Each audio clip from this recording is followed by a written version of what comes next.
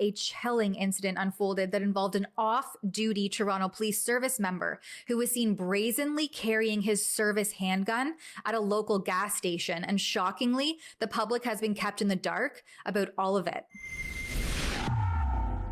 This is an unscheduled video for me. I've been doing a lot of work on a video on crime in Canada recently that involved going through a lot of data. So I wasn't really planning on doing this, but when I saw this video earlier today, I became very intrigued. It touches on a lot of different issues. It touches on DEI issues. It touches on gun rights. It touches on a lack of professionalism in our police force. And it also touches on the double standards that we see a lot in our justice system and in our institutions. So I'm going to watch this video and do a commentary on it. I was tipped off to this absolutely disturbing situation where just weeks after graduating, a Toronto police constable with only 1 month of service was caught with his weapon openly exposed on his hip. Zahaves Simon was dressed in track pants, a hoodie, a backward baseball cap, and sandals, nonchalantly flaunting his service weapon on March 13th for all to see. Just let that sink in for a moment. A police member, an officer fresh out of training, parading around with his firearm fully visible, an act so irresponsible and unprofessional that it defies belief. There's a huge lack of professionalism here, to say the least.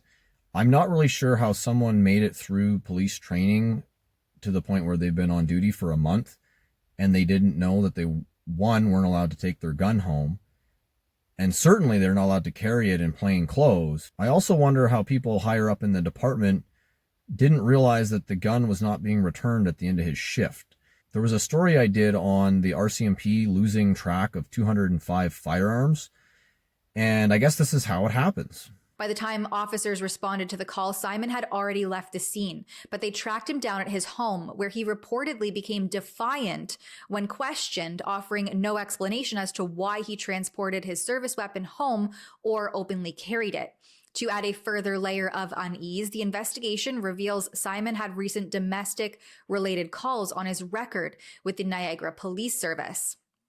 This is also concerning in that, as a licensed gun owner, if I had a domestic-related call, it is almost a certainty, even if I wasn't convicted of anything, it's almost a certainty that they would come and take all my guns. So to have a police officer with domestic-related calls and you're giving him access to a firearm on a daily basis and then not even monitoring him enough to make sure that he doesn't take it home, that's a big issue. This almost certainly happened as a result of the DEI policies that Toronto has been implementing. What's even more unsettling in this story is that Simon was part of a publicly celebrated initiative to accelerate police reform and build trust in communities, as touted by Toronto Police Chief Myram Demkew, who heralded a new era of policing just 3 weeks ago. And now, just weeks after that bold statement, we learn that one of these new recruits was not only involved in domestic-related incidents, but was also flaunting his service weapon in public and defying orders from his own colleagues. This raises alarming questions about the integrity of the very reforms that Toronto Police Chief Demkew claims to champion. It's obvious that this guy was not qualified for his position. Obviously the domestic calls, but even just the attitude in general. These are not the type of people that should be making it into the police force. But when you have a quota that you're trying to reach for certain minorities, you end up with this sort of thing where you end up taking unqualified applicants just so that you can check off a few boxes. And it is a cancer, and it's not something that we should tolerate in our institutions. The announcement continues. A total of 48% of the graduates speak at least one language other than English, ranging from Hindi, Urdu, and Tamil to Creole, Albanian, and Farsi. This is what happens when you take diversity is our strength too far, and you're hiring people based off of them speaking languages other than English and French. Maybe the people that are moving to Canada should be able to speak English or French rather than us trying to cherry pick a few people out of the population to be policemen so that they can communicate with these people that are coming into Canada. So, was Simon hired based on merit or DEI, diversity, equity, and inclusion initiatives?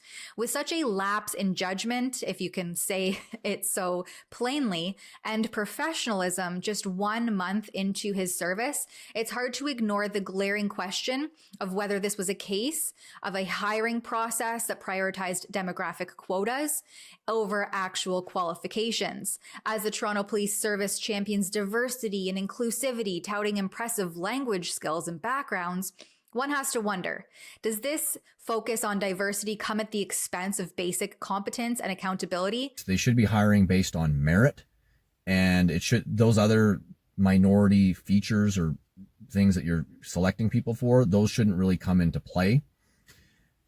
If a population is diverse, then you'll have some diversity based off of merit anyways, because there will be people that are minorities that do qualify based on like the actual standards that you would normally have. So you don't need to make exceptions. And I want to explain this kind of using an example. When you start to have a bunch of checkboxes that you have to check, what ends up happening is you have these smaller and smaller pools of applicants that you have to choose from. So you end up having to lower your standards in order to hire the people that you want to hire to check these checkboxes. Here's an example I kind of came up with, and I'll put it up on the screen. But let's say you're going to hire 10 people, and it's like one round of hiring, you're going to hire 10 people, and let's say you get 100 applicants. So let's say you need to hire 10 of them, right? So based off of merit, you would hire it'd be approximately 1 out of 10 people. You'd be hiring the top 10% of those applicants. So you'd get quality applicants, right? Now, let's say that one of the check boxes that you wanted to check off was you wanted to hire some women of color so that you'd have diversity on your force. Let's say they tell you need to hire, out of those 10 people, at least 2 women of color.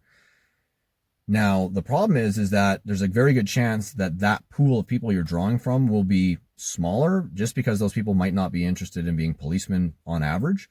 So let's say there's only 5 applicants that are women of color, and you have to pick 2 of them. So now you're basically picking 2 out of 5 people. So you're only taking the top 40% of applicants. It can actually be worse than that, in that if there's only 5 applicants that fit that criteria, and on average you'd be picking 1 out of 10 applicants, you could end up in a situation where none of those 5 applicants would meet your normal standards, but then you end up making the exception because you need to pick 2 of them. And that's probably what happened here in this case. They probably, maybe he had a second language that they wanted. He's a black male. You're bringing some color and diversity to the force. So they ended up choosing this guy, even though there was probably warning signs that this guy was irresponsible. Maybe he wasn't taking things seriously. The fact that he did this 1 month after being hired, I think it's pretty common that when somebody gets a new job, that they're usually always on their best behavior for the first few months of the job until they kind of get used to things. And in this case, the guy didn't even wait until he had like a year on the force to start pulling this crap.